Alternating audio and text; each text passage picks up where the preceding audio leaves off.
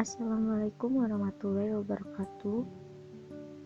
Kami mahasiswa dari program studi pendidikan IPA, Fakultas Keguruan dan Ilmu Pendidikan, Universitas Pancasakti Tegal. Dalam video ini, kami akan menjelaskan mengenai teknologi enzim. Berikut adalah biodata kreator, yaitu ada Vera Vigianti dan Rizalatul Nadila. Enzim adalah benda tak hidup yang diproduksi oleh sel hidup. Enzim berfungsi sebagai biokatalisator, yaitu mempercepat laju suatu reaksi kimia tanpa ikut terlibat dalam reaksi tersebut. Enzim tidak ikut berubah menjadi produk, tetapi akan kembali ke bentuk asalnya setelah reaksi kimia terjadi. Sebagai katalis, enzim memiliki ciri khas antara lain: 1. Bersifat tidak diubah oleh reaksi yang dikatalisnya, dan 2. Enzim tidak mengubah kedudukan normal dari kesetimbangan kimia meskipun enzim mempercepat reaksinya. Aktivitas enzim dipengaruhi oleh beberapa faktor, yaitu konsentrasi substrat, pH, suhu, dan inhibitor atau penghambat. Struktur enzim.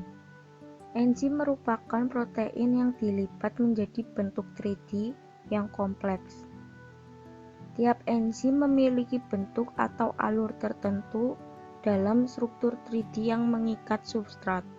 Secara lengkap, enzim disebut dengan haloenzim. Haloenzim tersusun dari apoenzim yang merupakan sisi aktif enzim dan juga gugus protestik yang merupakan komponen non-protein. Pada gugus protestik tersusun dari kofaktor yang terdiri dari zat anorganik seperti K, Zn, Fe, Co, dan lain-lain, dan juga tersusun dari koenzim yang terdiri dari zat organik non-protein seperti koenzim A, NADP, NAD, dan lain-lain. Teknologi enzim. Teknologi enzim yaitu teknologi yang memanfaatkan enzim untuk produksi barang dan jasa bagi pemenuhan kebutuhan manusia. Perkembangan teknologi enzim dipelopori oleh industri pengolahan pati. Pada tahun 1950-an, ilmuwan berhasil memproduksi sirup yang terdiri dari campuran gula atau dextrin yang tidak mungkin diproduksi dengan metode hidrolisis asam. Pada tahun 1960-an, ketika ditemukan enzim glukoamilase yang mampu memecah pati menjadi glukosa, produksi glukosa tidak lagi menggunakan hidrolisis asam, tetapi beralih menggunakan hidrolisis enzimatis. Proses produksi enzim. Proses produksi enzim memiliki 6 tahapan. Yang pertama, yaitu pemilihan mikroorganisme yang diinginkan. Yang kedua, proses seleksi enzim, yaitu memilih enzim intraseluler atau ekstraseluler. Kemudian, proses enrichment kultur. Dalam proses ini, mikroorganisme dapat ditumbuhkan sebagai medium starter. Lalu melalui proses purifikasi, di mana pada proses ini medium khusus dan zat anti dapat digunakan supaya mikroorganisme lain yang tidak diinginkan tidak dapat tumbuh dalam medium starter. Selanjutnya, uji aktivitas enzim. Uji aktivitas enzim sangat diperlukan untuk mengetahui seberapa besar aktivitas enzim yang akan digunakan. Dan yang terakhir, proses freeze drying. Pada proses ini, merupakan proses alternatif sebagai penyimpan kultur mikroorganisme. Mikroorganisme dalam produksi enzim harus memenuhi kriteria. Yang pertama, mikroorganisme tidak menghasilkan toksikan. Yang kedua, bukan merupakan mikroorganisme patogen. Yang ketiga, mikroorganisme yang dipilih harus stabil material genetiknya. Yang keempat, tidak mudah mengalami mutasi. Dan yang kelima, harus dapat hidup dalam medium yang murah dan stabil terhadap perubahan suhu lingkungan. Faktor-faktor yang perlu diperhatikan dalam proses produksi enzim oleh mikroorganisme adalah tipe dari mikroorganisme, komposisi medium yang tepat, yaitu sumber dari karbon, nitrogen, fosfor, mineral, dan vitamin, kemudian suhu dan pH lingkungan, transfer oksigen, dan level karbon dioksida, stimulator dan inhibitor. Imobilisasi enzim. Enzim amobil atau imobil adalah enzim yang melekat pada iner. Bahan yang tidak larut seperti kalsium alginat diproduksi dengan mereaksikan campuran larutan natrium alginat dan larutan enzim dengan kalsium klorida.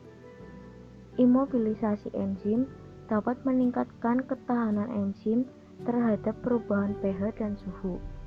Imobilisasi juga bertujuan untuk mendapatkan enzim yang dapat dipisahkan dari produk dan dapat digunakan kembali setelah melalui proses reaksi katalis. Keuntungan dari menggunakan enzim amobil untuk mengkatalis reaksi.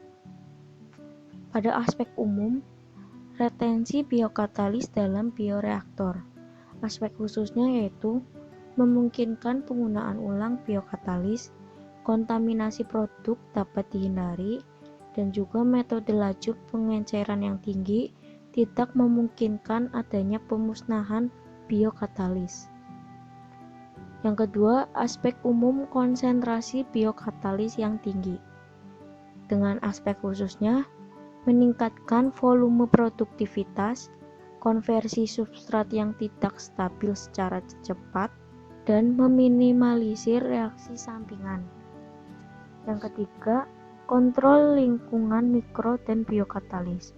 Aspek khususnya, manipulasi aktivitas dan spesifitas biokatalis, stabilisasi aktivitas biokatalis, dan proteksi terhadap biokatalis yang sensitif terhadap pengadukan. Yang keempat, aspek umum fasilitas pemisahan biokatalis dengan produk. Aspek khususnya, kontrol yang presisi terhadap waktu bioreaksi dan meminimalisasi transformasi produk berlebih. Kerugian dari menggunakan enzim amobil untuk mengkatalis reaksi. Kerugiannya yaitu pada aspek umum biaya produksi yang tinggi, aspek khususnya peningkatan kebutuhan material dan peralatan untuk merancang sebuah bioreaktor. Yang kedua, aspek umum hilangnya aktivitas biokatalis selama imobilisasi, dengan aspek khususnya terkait dengan biokatalis, pengaruh pH, suhu reaktan yang toksik, gerakan mekanis di dalam reaktor, dan terkait dengan lingkungan mikro, yaitu hambatan pada reaksi enzimatik di situs aktif, pH-nya lokal, dan adanya transfer massa yang terbatas. Yang ketiga, pada aspek umum hilangnya aktivitas biokatalis selama operasi bioreaktor. Aspek khususnya perubahan struktur kompleks biokatalis, yaitu matriks yang mengalami erosi dan larut dalam campuran, partikel matriks yang tidak dapat menahan biokatalis karena adanya aliran fluida dalam bioreaktor, serta adanya ukuran pori yang beragam dalam matriks. Terkait dengan matriks yang menjadi inhibitor pada lingkungan mikro dan adanya pembentukan biofilm yang mengganggu. Dan yang keempat, aspek umum keadaan di lapangan, dengan aspek khususnya memerlukan analisis yang spesifik, optimasi multiparameter, dan proses kontrol serta modeling yang sulit. Penggunaan enzim dalam industri. Daya katalis enzim telah dimanfaatkan manusia sejak zaman prasejarah. Fermentasi gula buah menjadi alkohol oleh enzim hamir telah lama ditemukan. Yogurt, makanan kuno yang sekarang populer, dibuat melalui kerja enzim dari berbagai bakteri, terutama Streptococcus thermophilus, Lactobacillus bulgaricus, dan Lactobacillus acidophilus. Membuat bir dari biji-bijian, membuat adonan roti dengan hamir, serta memfermentasi air kelapa menjadi cuka adalah penerapan lain dari daya katalis enzim. Ada beberapa enzim digunakan secara umum dalam industri pangan. Pada pengolahan keju, enzim protease digunakan untuk memecah misel kasein sehingga terbentuk curd. Enzim alfa amilase digunakan dalam industri hidrolisis pati, bir, roti, dan deterjen. Dalam industri hidrolisis pati, alfa amilase digunakan untuk mencairkan pati yang tergelatinasi. Enzim alfa amilase dari cendawan termostabil, Aspergillus niger, dan Aspergillus oryzae digunakan untuk produksi sirup maltosa. Berdasarkan alasan ekonomi, alfa amilase cendawan 5 sering digunakan bersamaan dengan amiloglukosidase untuk menghasilkan sirup campuran yang setara dengan dextran sebesar 60%. Sirup campuran yang dihasilkan dapat digunakan sebagai substrat murah dalam industri bir dan proses fermentasi lainnya. Enzim isomerase digunakan untuk mengubah glukosa menjadi fruktosa, yaitu pemanis alami yang paling manis. Enzim pektinase dan laktase merupakan dua karbohidrase penting yang juga digunakan dalam industri. Pektinase digunakan untuk menjernihkan jus buah, laktase digunakan pada industri keju untuk memecah laktosa menjadi glukosa dan galaktosa. Penggunaan enzim untuk diagnosis. Enzim dapat digunakan pada teknik diagnosis yaitu 1. Enzim sebagai penanda atau marka diagnosa. 2. Enzim sebagai reagensia diagnosis. 3. Enzim sebagai penanda pembantu reagen. Prinsip enzim sebagai penanda diagnosis kerusakan jaringan bahwa secara teoritis enzim intrasel seharusnya tidak terdapat pada ekstrasel dalam jumlah banyak. Namun secara normal selalu ada sejumlah kecil enzim intrasel di ekstrasel akibat sel yang mati atau pecah. Contoh mikroorganisme penghasil enzim untuk reagen adalah Aspergillus nigrae, yaitu glukosa oksidase, Cryptococcus sp, yaitu glukosa dehidrogenase, kacang-kacangan Jack bean, yaitu urease, Candida utilis dan Artobacter globiformis, yaitu uricase, Pseudomonas fluorescens, yaitu kolesterol oksidase, dan Saccharomyces cerevisiae, yaitu alkohol dehidrogenase. Berikut ini adalah tabel produksi organisme untuk produk enzim tertentu. Di dalam tabel terdapat enzim aktif, pengaplikasian, organisme inang, dan organisme pendonor atau penyumbang. Penggunaan mikroorganisme sebagai sumber bahan produksi enzim dikembangkan dengan beberapa alasan penting. Yang pertama, biasanya terdapat aktivitas mikroorganisme yang tinggi dan spesifik per unit berat kering. Yang kedua, fluktuasi musiman dan ketersediaan dan kelangkaan bahan mentah yang diakibatkan oleh perubahan iklim atau guncangan politik. 3. Dalam mikroba tersedia karakteristik enzim dengan spektrum yang luas, seperti ketahanan terhadap suhu tinggi dan berbagai ragam pH. Dan yang keempat, industri genetika telah sangat meningkat sehingga memungkinkan untuk mengoptimalkan hasil dan tipe enzim melalui seleksi strain, mutasi, induksi, dan pemilihan kondisi pertumbuhan, dan baru-baru ini berinovatif menggunakan teknologi transfer gen dan teknik protein.